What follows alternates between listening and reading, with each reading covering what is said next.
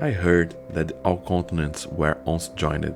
Could you show me what would happen if they never broke apart, computer?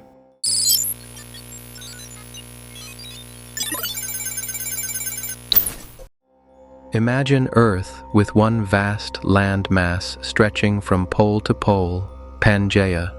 In our reality, shifting tectonic plates tore it apart over millions of years, scattering continents across the oceans. But here, the land never moves. The oceans remain smaller and clustered around the edges, while inland expanses stretch for thousands of kilometers. Climate changes are gradual, humid near the equator, frozen near the poles, but there's no sudden shift caused by crossing an ocean. Would that change how people evolved? Profoundly. With no oceans to isolate them, people remain in contact for tens of thousands of years.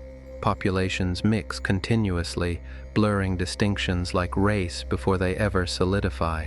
By 15,000 BCE, the world's cultures are defined not by ancestry, but by the climate zones they inhabit. Near the equator, communities thrive on rice, tropical fruits, and constant trade. In the temperate Midlands, wheat and grapes dominate, while in the far north and south, people master preservation, insulation, and seasonal migration. In the highlands, metalwork and terrace farming take hold, and along the coasts, fishing fleets and salt industries connect inland regions with the sea. And technology, would it spread faster? Much faster. In our history, paper, the wheel, and gunpowder spread over centuries. Here, they travel across the continent in a single generation.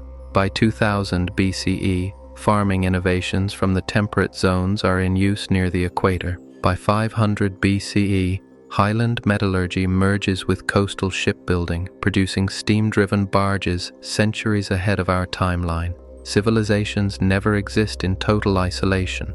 A new tool or technique appears almost everywhere within years.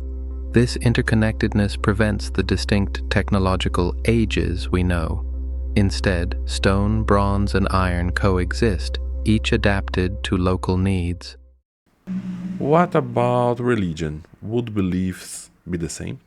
Faiths center on tangible forces: the rivers that feed crops, the winds that carry trade, the stars that guide travel. Temples are not only places of worship, but also archives of weather records, maps, and agricultural knowledge. Priests become both spiritual leaders and scientists. So, would there still be big empires and wars? Power struggles still exist, but they are local, fought over rivers, trade hubs, and mineral-rich mountains. By the medieval era, a single trade language spans the supercontinent, layered atop countless regional tongues. Caravans and river fleets connect distant regions in weeks rather than months. There is no old world and new world, no age of discovery, because nothing is truly hidden.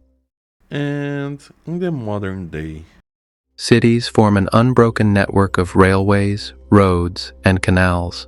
High-speed ground travel is favored over air, and technology is spread evenly. No isolated Silicon Valley, but innovation hubs in every climate zone. Without oceans to cross, the greatest challenge is not reaching one another, but agreeing on how to share resources across this single living landmass. so one world, always connected. Yes, fewer forgotten cultures, fewer barriers, and perhaps fewer reasons to see each other as strangers. Simulation complete. It is what never was. What would you have changed? And what should we simulate next? Subscribe to continue exploring alternative timelines.